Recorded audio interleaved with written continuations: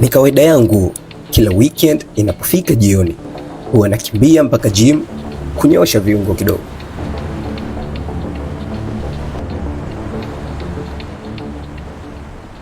Safi mwanangu, twende. 1, 2, bado kidogo tu, jitahidi. Lakini leo ni tofauti kabisa. Hujamaliza ujue mzee. Nilifanya mazoezi kidogo tu nikajikuta nimewahi kuchoka. Unajua umepiga ngapi sasa? Ngapi? Jamaa wangu akanigundua. Unawaza nini? Nikajifanya niko sawa. Niko sawa mwanangu. Au Nasra kakumwaga. Halafu jamaa bwana ana kitu kama hicho. Mbona hujafikisha target yetu sasa? Sema siku zote tunakuaga na Tony. Sijamuona Tony au atokee leo? Ni leo sijamuona. Hapana, alinicheki. Akaniambia atokee leo. Halafu alikuuliza pia. Aliniulizia, sasa mbona hapokei simu zangu tangu mchana? Vipi, kuna jambo? Ikabidi nimsimulie. Nasra simuelewi rafiki yangu. Jana nampigia simu usiku si akapokea mwanaume. Akashangaa. Nani Tony?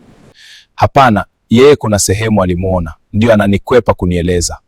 Aha, nikajua ni yeye. Tukazungumza kidogo, akanitaka tuendelee na mazoezi.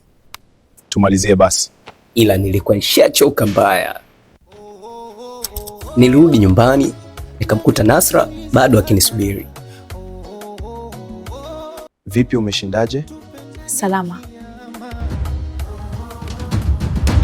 Basi nikatushuka shoga yangu. Jamaa mwenyewe ndio yule ambaye Razaki alimchafaa. Huyo. Uliona kumbe? He?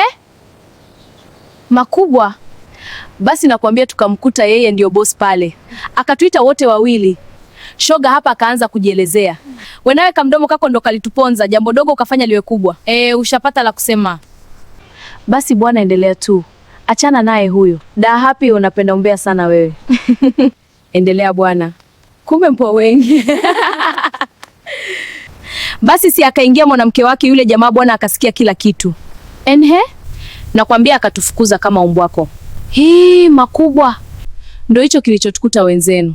We nawe mimi nilishakwambia. Asa kosa langu mimi nini Odo? Huyu shoga yako na yule kaka yake watakuja kukuponza siku moja. Hii jamani Odo umeshaanza. Ndio nawaambia hivyo. Kwa kazi yenu ni kukaa vibarazani na kusema watu.